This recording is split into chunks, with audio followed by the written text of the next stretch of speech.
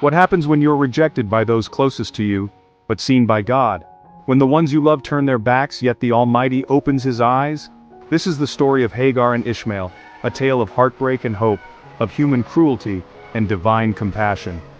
Genesis chapter 21 paints a poignant picture of their plight. Cast out into the desolate wilderness, a mother and her son grapple with despair. Yet, in the depths of their anguish, a glimmer of hope emerges. God sees their pain, he hears their cries, and he acts. It began with laughter, a joyous occasion marking the birth of Isaac to Abraham and Sarah. But what was a celebration for one family became a source of pain for another. Hagar, Sarah's Egyptian maidservant, and her son Ishmael, born to Abraham, found themselves increasingly ostracized.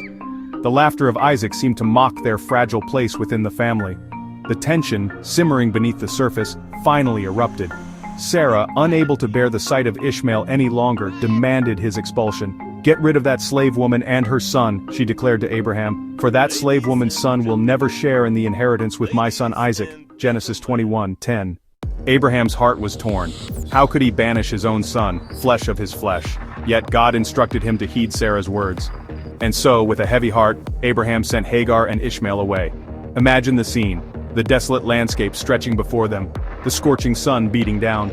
Hagar, clutching a loaf of bread and a skin of water, her young son clinging to her side. Fear gnawed at her soul. They wandered aimlessly in the wilderness of Beersheba, their supplies dwindling with each passing day. The bread grew stale, the water ran low, and despair began to set in. Hagar, overwhelmed by their desperate situation, could bear it no longer.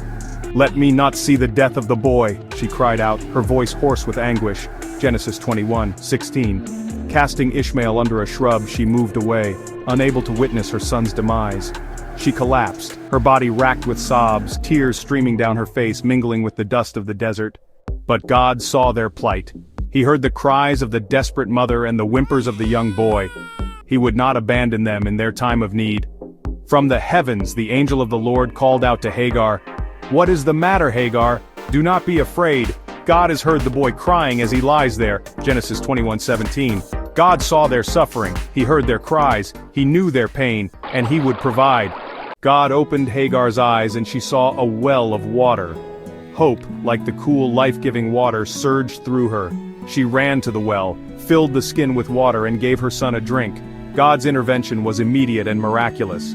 He had provided for their needs in their darkest hour. He had shown them compassion when all hope seemed lost. God, in his infinite mercy, did not just save Hagar and Ishmael from death, he promised them a future.